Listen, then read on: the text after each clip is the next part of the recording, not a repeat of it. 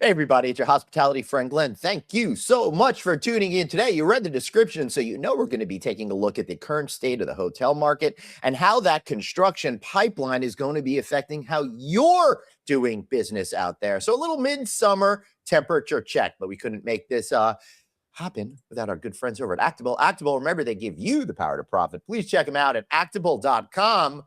All right. No more delay. The moment we've all been waiting for, the triumphant return of Bruce Ford, SVP at Lodging Econometrics. Great to see you, bro. How are you today? Good to see you, Glenn. Glad you have your feet on the ground, at least for 23 minutes. It's a lucky number. But fact is that the industry's feeling pretty good right now. I don't know. I don't get it. I'm confused. Everything I've known in my entire life up till now has been thrown out the window because a year ago I was sitting here going, hey, it's all over. It's all over. We're done for. Cooked. Over. But no matter how much evidence I see out there of all of that really happening, the opposite seems to be true. So we're going to talk to you a little bit about trying to uncover what is actually happening and then talk about how that affects the pipeline. So what's your overall vibe, man? Well, there was probably, based on forecasts that were coming out in the first quarter of 26, the World Cup actually was probably a little bit better than expected.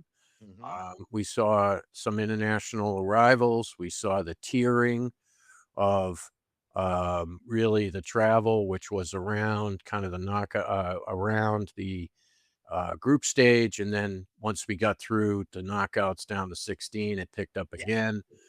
Um, Fact is that those World Cup cities will pull the operating performance up for the entire country, but it will be mostly driven by rate. We certainly heard plenty about the occupancy not being great.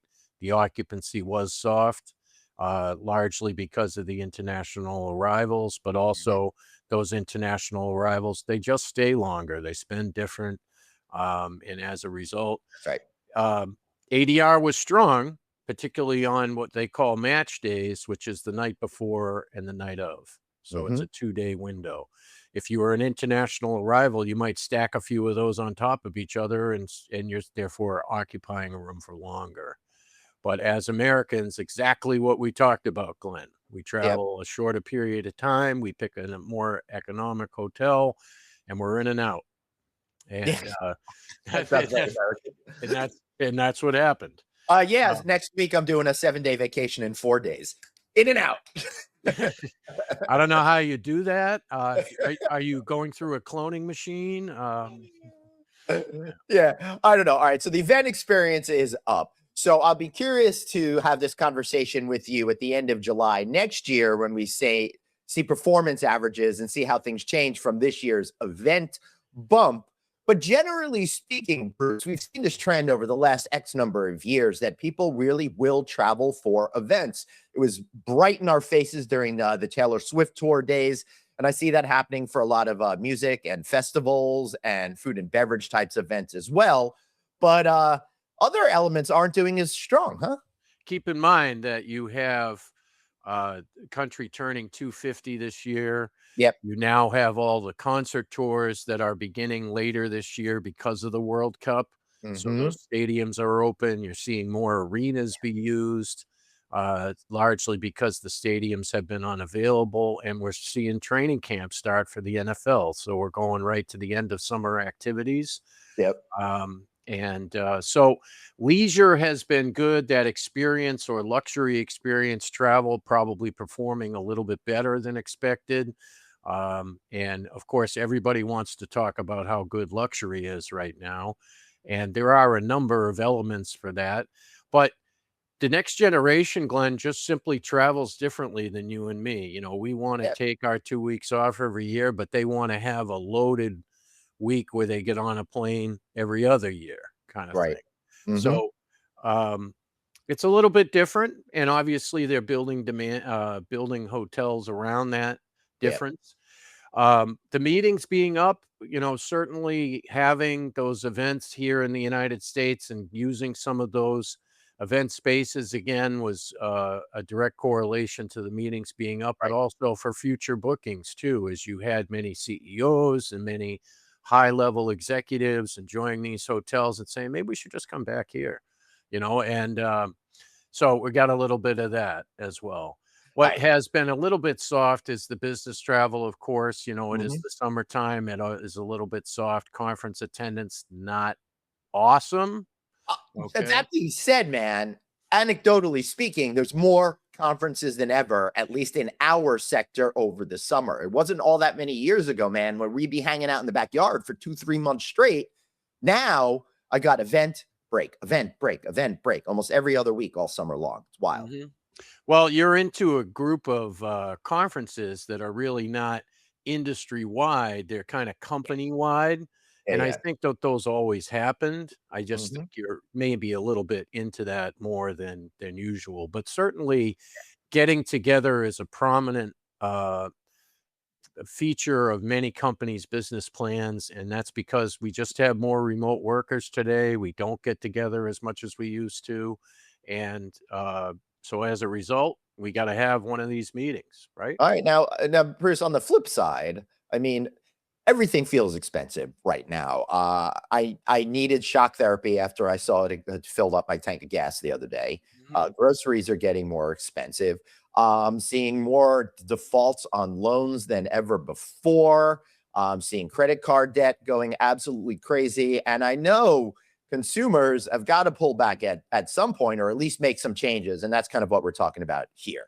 Well, I felt like I just got hit with a fire hose. That was a lot, Glenn. Well, listen, man, I'm not letting go of my negativity over the last year without a I good damn fight I over get there. I get it. I Yeah. get it. It's all right. So I'm gonna give you a discount, Glenn. Uh, Okay. So here's thank you. 10% off. All Mhm. right. You know, if you book 3 nights, here's 25,000 extra points. Okay. Mhm. How about complimentary upgrades on the airline, Glenn? Yeah. Buy a Comfort Plus ticket, you get complimentary upgrade passes. Um, the, For everyone who heard that, ignore that, at least when I'm booking a flight. Yeah. Um, but also dining locations, Yeah. and I think in many locations, you gotta feel like you're getting a deal, and you Yeah. need to stack up the deals, okay? Mhm.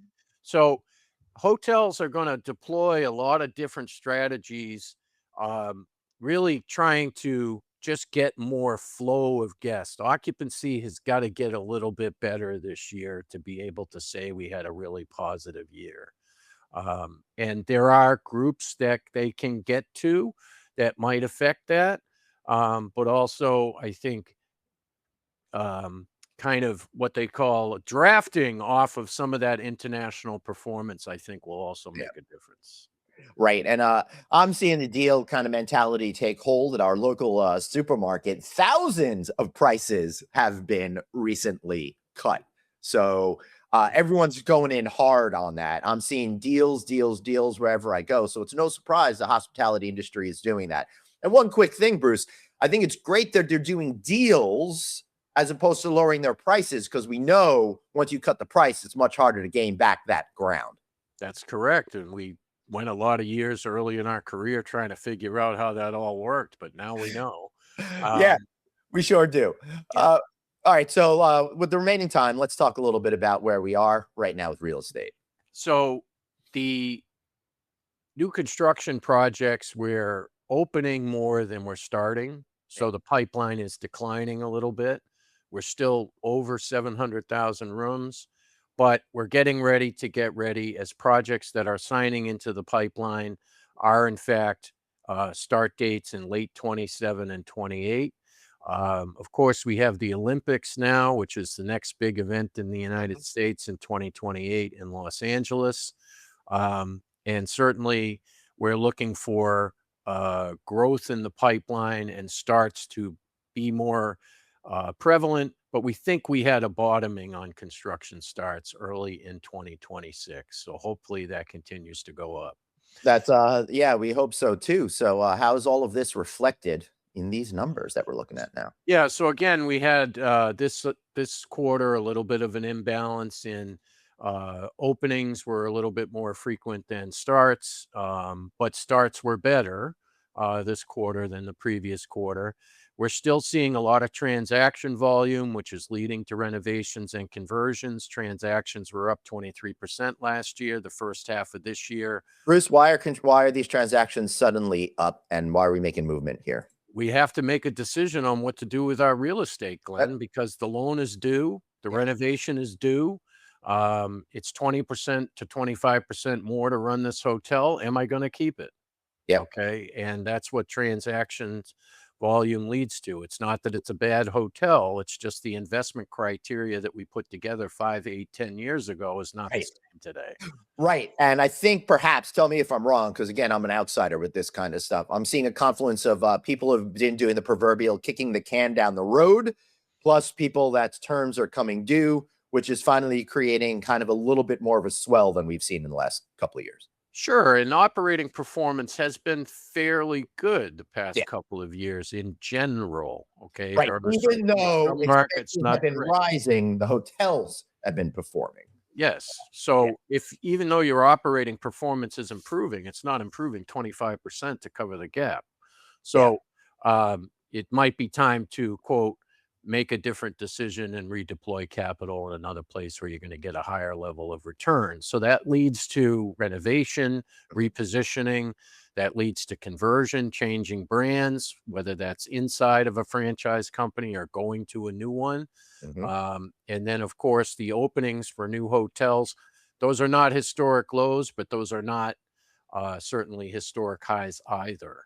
Right. So, projects at existing hotels is going to be the story for the next couple of years, and it will continue to be an enhanced story. And we're likely to convert and renovate somewhere between 325 and 375,000 rooms each of the next couple of years, which That's will great. be 3.5 to 4 times more than new construction. So what I'm taking away from that is if you're a supplier to the industry, it's a great opportunity for you right now to piggyback on this. Plus, with new construction doing well, it seems it's going to be a good time for those kind of folks in our industry, generally speaking, and for customers who are going to be getting upgraded room products all around. Think about this too, Glenn. Yeah. If you talk a lot about how you have conference after conference after conference. Okay.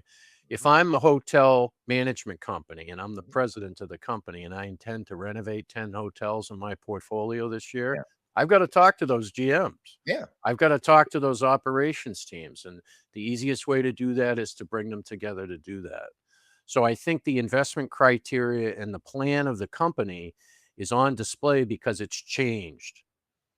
Okay. Yeah. They've made decisions. They're going to go with conviction and they're going to act with conviction and not second guess what they're doing because this is how it's got to be. And I think that is a prominent discussion inside of many companies right now who own and operate hotels. Excellent. So I bet you want to keep this conversation going. How can people do that with you? Absolutely. You can see our latest press releases, lodgingeconometrics.com/global insights. We have a recent release on markets and the industry as a whole. And of course, when Glenn and I put this up for you, you'll be able to go read the context as well. Bruce at lodgingeconometrics.com. Follow us on LinkedIn and Facebook as well. Bruce, I don't want to throw you under the bus here, but it says B4 to lodgingeconometrics.com. Do you Either operate way, they both show up. Wow. Yes. Technology these days, man. There's no way you can't get in touch with Bruce. Make sure you do that. Bruce, we got a few seconds left. Give me a good takeaway. A good takeaway, get out and take a trip this summer. Get in the car and do that. But remember, the deals are there. You just have to look. And in many cases, your credit cards or your loyalty status is a way to exercise that. And more and more people are doing that. Bruce, thanks so much for being here. And thanks all of you guys for watching today. Be sure to like, share, subscribe, all of that kind of good stuff. Remember, you've got one life, so blaze on. And we'll see you next time right back here